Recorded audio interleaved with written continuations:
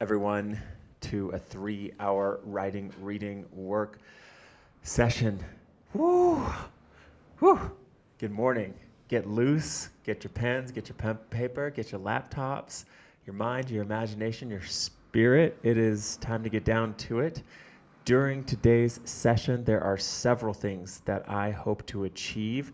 They're there on the screen in the agenda. I will walk through each of those. If it's your first time here, my name's Asa, former screenwriter, now short story writer, documenting this journey on YouTube. I'm so glad you're here. Today, the plan is saying hi, hello, welcome. If you're in the chat, let me know you're here. As always, I like to read a little bit of poetry at the beginning of the day. It's so nice to read it out loud in space, in community with y'all. It's so nice to hear the words in the air, in my mouth, get close to language, the core tools of what I'm working with, especially when we're dealing with masterpieces of old. Today I'm going to read a monologue of Shakespeare's, a monologue that a long time ago I used to use to audition with. It's from King Lear. I both neither promise a strong performance / guarantee that this won't be over the top Shakespeare. So we're going to do that. And then we are going to get down to it. During the first kind of work session today, my plan is to finish reading a William Faulkner story that I started reading yesterday called Barn Burning. This story directly relates both thematically and stylistically with the story I'm working on right now. I'm tentatively calling Runaway Story. That's not going to be the title, but it's a story about a runaway. So that's what I'm calling it for now. I'm going to finish reading that story to get the inspiration, to get Faulkner in the bones, and then work on that story for about an hour or so. The idea here is to use my best creative energy first. I, at least, work best in the mornings, and so that is why I'm attending to the generative part of my day early. And then, following that, we'll take a little break. We'll talk. We'll see how y'all are doing. I'll tell you how I'm doing. I'll maybe share an excerpt. And after that, I will submit, it's always so scary. I will submit this other story that I've completed called Under the Pear Tree.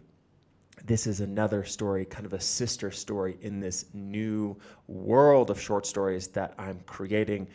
Someone on the Discord, there's a Discord that I have called the Public Writers Workshop, brought up Ray Bradbury's The Martian Chronicles as an example of a short story collection where the stories are distinct but lives in the same universe. I am attempting a similar project with this story where all the stories exist in sort of this rural, dark, woodsy zone close to where I grew up on a ranch. They're all in there. They're all in that space, in that thematic space, but the stories are distinct. So Under the Pear Tree is the first of that series, and I like it. I think it's in good shape. Readers I trust have reviewed it, given it their not only sign-off, but vote of confidence. So before the day is out this morning, I want to submit that story to at least one literary magazine, hopefully more. A lot of goals for the next 3 hours, but I think it can be done. Good morning, Sarah Ray Werner. By the way, y'all, if you are a horror story fan, a horror genre fan, I don't have the book in front of me. Sarah and I, who is also on YouTube, Sarah Ray Werner in the comments. Sarah and I, every Thursday, well, the dates change from time to time, but weekly we read and book club a horror short story from a collection called The Dark Descent. That is happening today at 3 p.m. EST. So if you're around, that should be fun. Anyway, that is that. Let's read this monologue. So this is let me pull it up here. Sarah Ray Warner says, we will work out a schedule. Yes, we will, Sarah, we will. This is from King Lear. This is Act 1, Scene 2. It's relatively short. And this is Edmund. So King Lear, this is a subplot in King Lear. King Lear is mainly about King Lear and his daughters and how they're greedy and they want his kingdom. But there's a subplot between these two brothers. Edgar and Edmund, who are brothers but not blood brothers, and because Edmund is the black sheep, he kind of gets short shrift. So this is Edmund ranting. Thou, nature, art my goddess. To thy law my services are bound. Wherefore should I stand in the plague of custom and permit the curiosity of nations to deprive me? For that I am some 12 or 14 moonshines lag of a brother, why bastard? Wherefore base? When my dimensions are as well compact, my mind as generous, and my shape as true, as honest madam's issue, why brand they us with base, with baseness, bastardy, base? Base?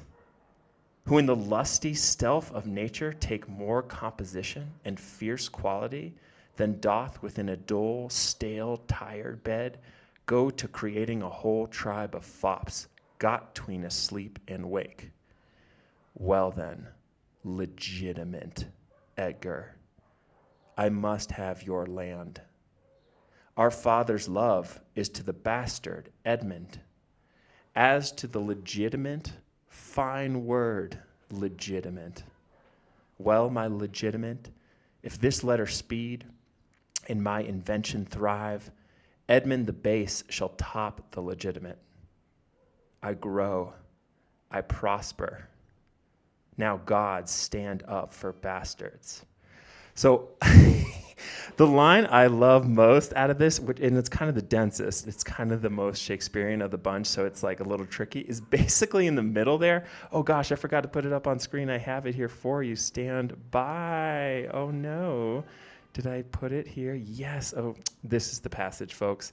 I meant to put this up for you. Here it is. This passage is so fire for many reasons, but I think what I love most about it is this idea that basically hot sex leads to better children. And essentially because Edmund was procreated outside of wedlock in this like steamy affair, he's the better man. That is what is being referred to there with the dull, stale, tired bed, a boring domestic partnership, and it's, I don't know. It's take what you will there. So anyway, that is our poetry of the day, y'all. The words, the vibes, the language, the genius. And now I'm going to put on the clock. I'm going to stop talking so we can all work, and let's get to it. I'm grateful for you.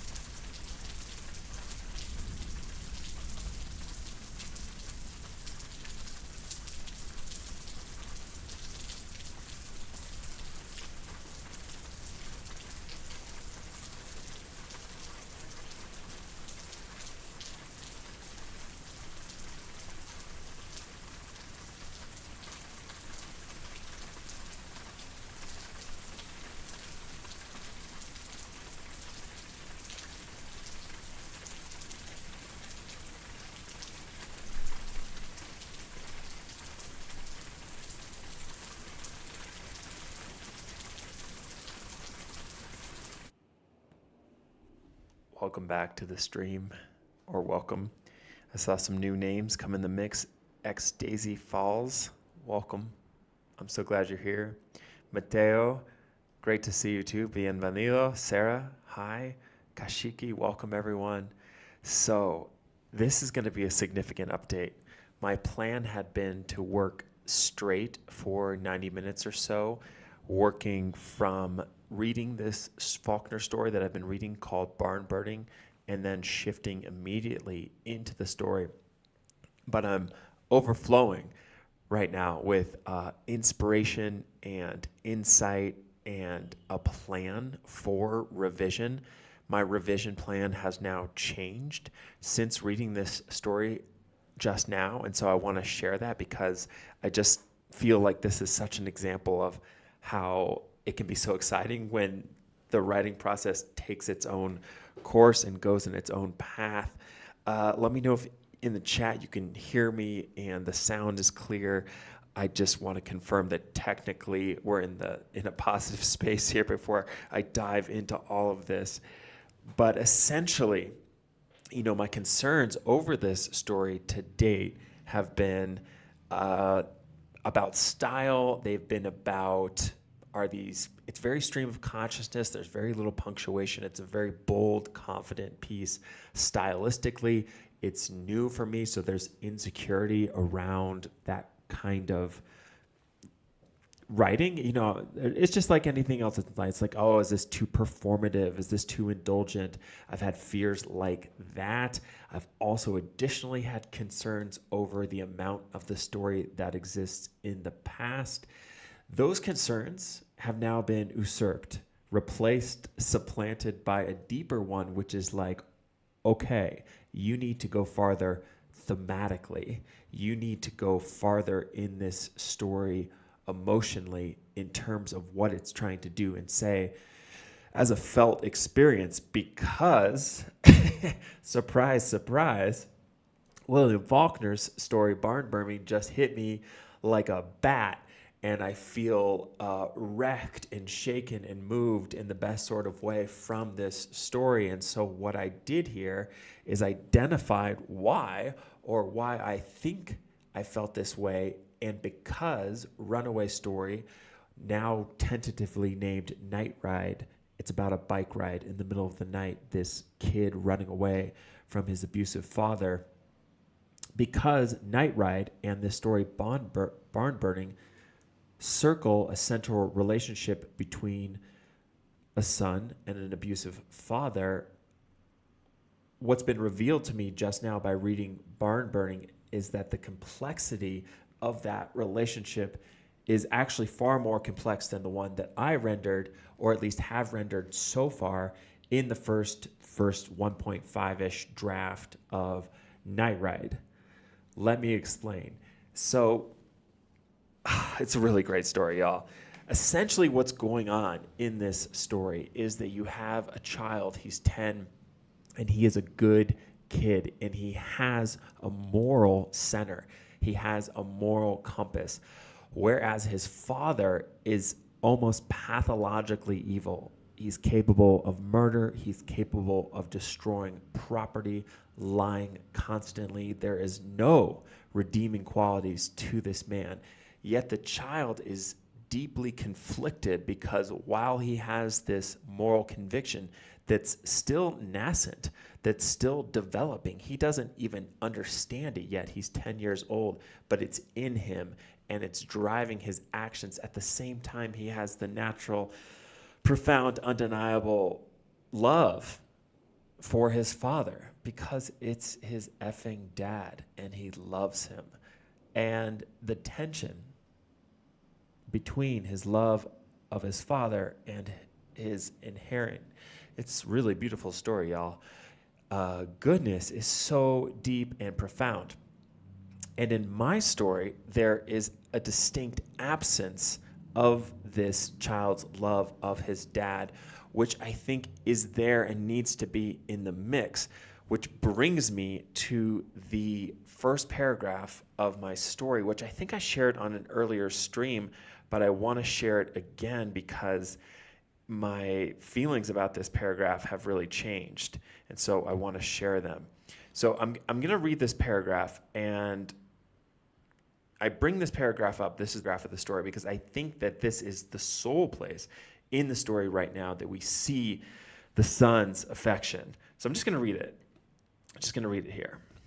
All right, the night means someone needs dad's winch to get their car out of the snow, or needs dad to get on a horse along with anyone who lives off Classen, who can ride a horse to wrangle cows that escaped a neighbor's pasture, or even goes to content warning abuse, or even go to the Bauman's when Rick Bauman beats on Jane and she calls desperately, and my dad listens. She's talking, and then not talking. And once I picked up the other phone in the house to listen and heard the crying and knew it was Jane. Everyone knew what the son of a bitch, as everyone called Rick, did to her. And everyone knew that one day somebody would kill him. It ended up not being my dad, but they did kill him. Somebody did. Jane's brother, probably. He had it in him. That's what they said. And when he got out of jail, that's when it happened. And of course, no one said anything. Why would they? And Jane moved away, and we didn't get any more calls like that. So there's a lot going on in this first paragraph, and a lot of it won't be clarified until later in the story. But in regards to this kind of larger exploration of the dynamic between a son and their abusive father, here we see what the Faulkner story does so incredibly, which I'll share some passages from that story as well, which is demonstrate that the son still loves his dad, even though he's an abuser. We go on to find out that all about this abusing in the mix later, but he's also someone who would stand up to another abuser, complicating his character, complicating his son's feelings towards his father, which, again, I've just sort of tinily did for 1 second, and Faulkner does throughout his story stunningly. And it's funny because I had doubted this paragraph because it doesn't portray the dad as a monstrous figure. Thinking along the lines of horror writing, where so often in the mix, the monster of a story is introduced in the beginning. If you think about horror movies, this happens all the time. Halloween, It Follows, countless stories begin with a dramatic, terrible death that demonstrates the potency of the monster. So I was like, oh, okay, maybe my handshake, maybe my first image of this dad needs to be one of violence and so on and so forth. But seeing what Faulkner has done here in Bond Burning, it's like, oh, wow, this instinct was actually correct. In fact, what you need to do is thread this kid's love for his dad throughout. And I'm not trying to say that I'm trying to write the exact same story, but I just think that intrinsically that depth and complexity is going to be there in this relationship, and it would be a missed opportunity to fixate, a missed opportunity and potentially boring to fixate on the negative side of the relationship. So, I mean, wow, right?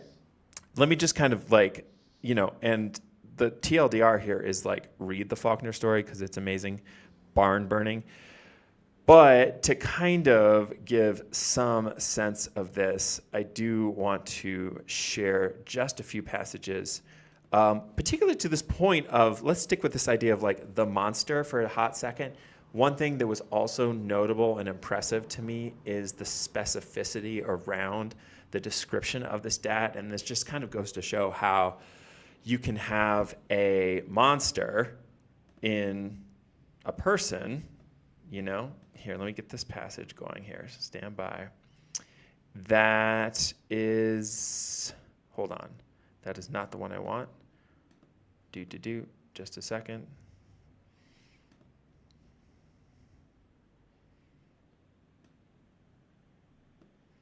Okay, what we have here is a description of this father. And I pointed this out, or sort of mentally outlined it, because it was like, oh man, this is so specific. This person is clearly a monster, but this is not like a description of a horror monster.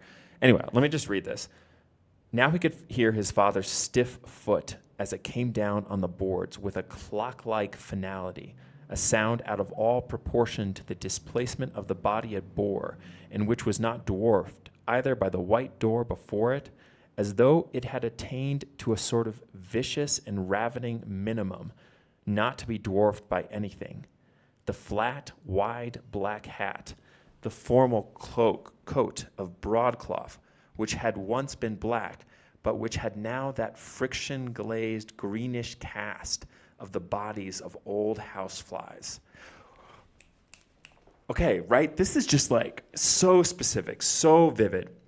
And it's just describing this guy, his hat, and his like stature, and his outfit. And it's just, yet we are feeling how terrifying this man is. And because the POV is in the story of this 10-year-old boy, it's just like this, like, I don't know, we can relate to this. As children, like, we just, figures become towering and terrifying.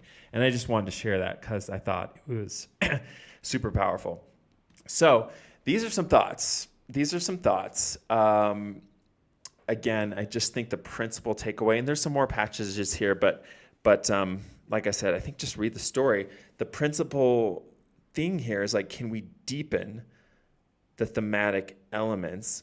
Can we introduce a moral inner conflict to my story?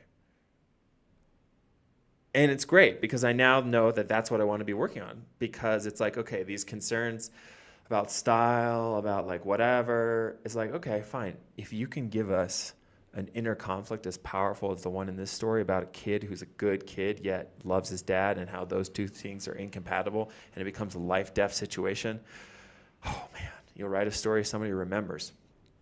I'm so glad y'all are here.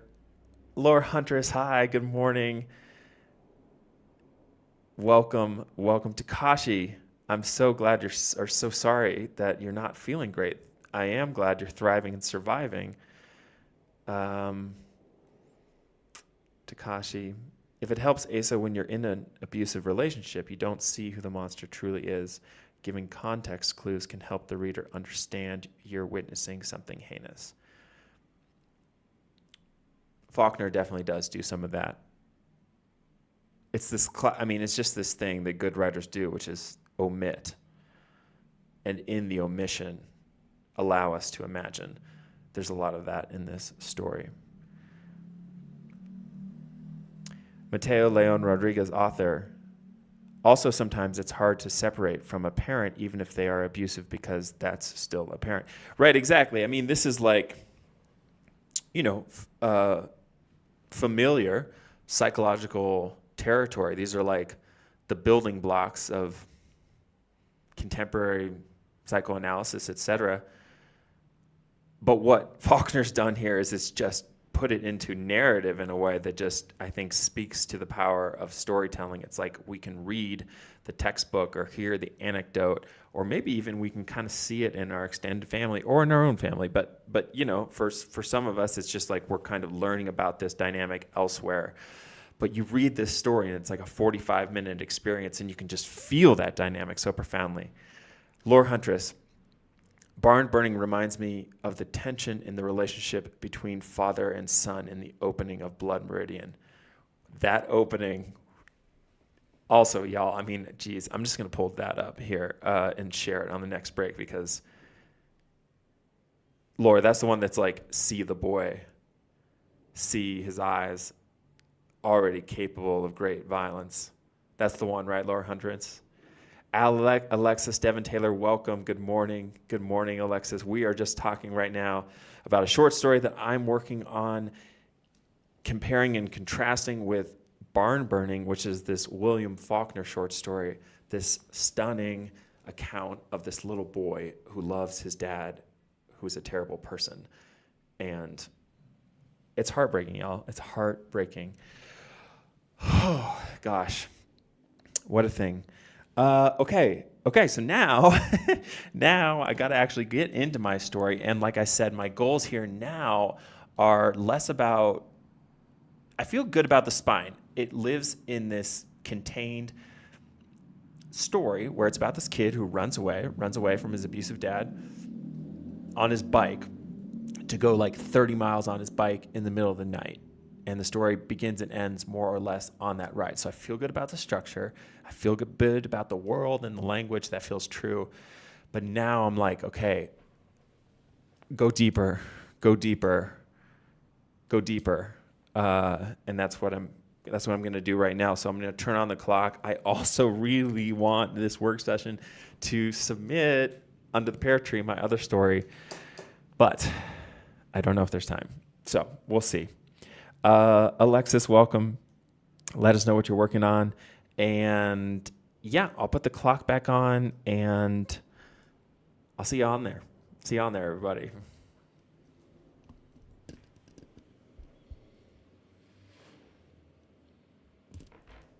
Short stories, very cool. Alexis Devon Taylor says, thank you for the warm welcome. I am a new writer working on a series of short romance stories for November. Your channel was recommended to me this morning on Blacklist livestream. That's so cool. Yeah, I just streamed last night with, I want to say, written by DJ or DL, who I think is one of the founders of Blacklist. So that's very cool. That's very, very cool. Welcome. If you're vibing here and want a community, there is a Discord that a lot of these writers on this stream participate in. So that's in the video description. I'm David UK. Welcome. Welcome, welcome, welcome. All right, folks. I'm going to get back down to it. I really want to make some progress before the rest of the day impinges. Gosh, like I said, barn burning, Faulkner. Do yourself a favor. Check out that story. All right, here we go.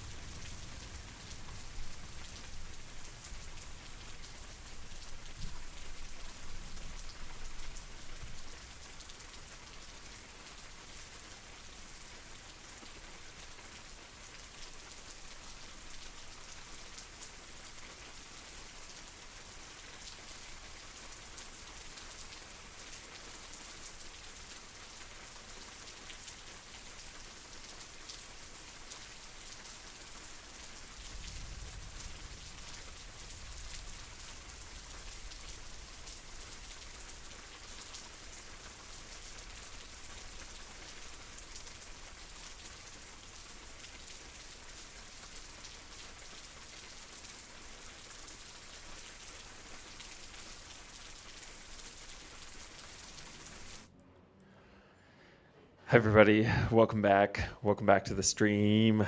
Hi.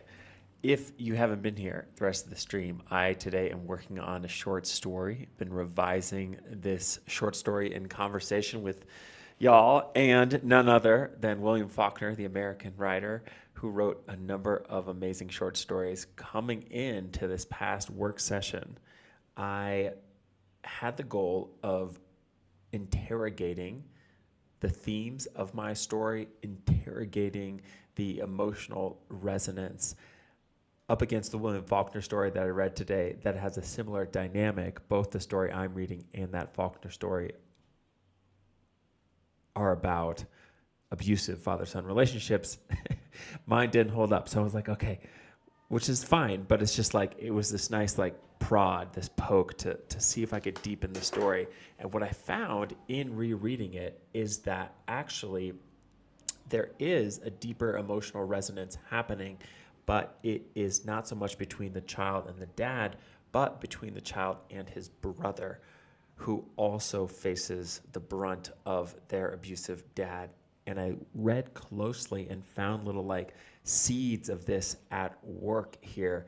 And yeah, I forgot to screenshot it, but I'm just gonna like see if I can pull up this little passage for y'all and that demonstrates this phenomenon and show you where I'm coming from. So there's abuse in this story. I knew that my father would be waking up around dawn, and I could see him saying to my brother, "Where'd your effing brother go?" Even though he knew, and he'd call my cousins, and I could see my brother watching my dad calm himself down and straighten out his face, and could see my brother noticing my father's voice going up just one notch as he called my cousin, forcing a smile now as they picked up. Da-da-da-da. And so we have this moment of intense engagement between the brother and the abusive father and the kid, the main character, imagining this. And there's an intimacy there and an emotional vitality there that I am excited to explore, and I think will provide that heart that I felt so acutely in the Faulkner story. Barn Burning was the name of that story. So I kind of did that on a notebook. I kind of just like riffed and read and then determined to finish this week out submitting something that's a real priority of mine as a writer, is to not just write, but to get my work out there. I want a career. I want to publish. I want to share my stories. So I put aside the story, the Runaway Story, Night Ride. That's the name of the story I'm working on. I put that away and spent the rest of the session there submitting a story. And I got to tell you, this process of submitting stories is time consuming.